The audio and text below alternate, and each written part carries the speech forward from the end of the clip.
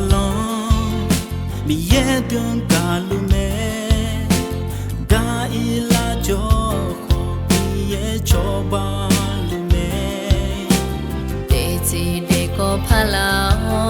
cho con chi byang la lu nga ati gang mi la ko cho lue tu le nya ni no nga ma che pa ni shwe ka lu no nga mi je ne mi ne gu long da gu nge ma chi le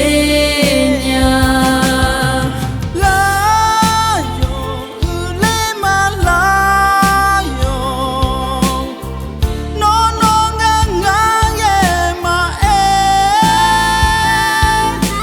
la yo me hu po la yo mu ti to cha cha da cha la yo me hu po la yo no nga e ma la yo zo du cha la sho mu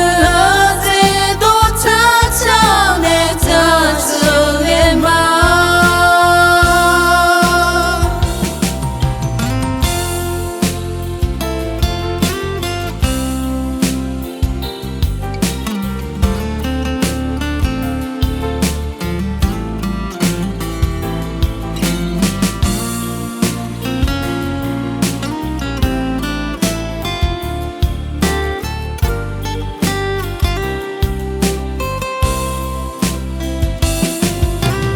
DJ không tha long mi ye dun galume ga ila jo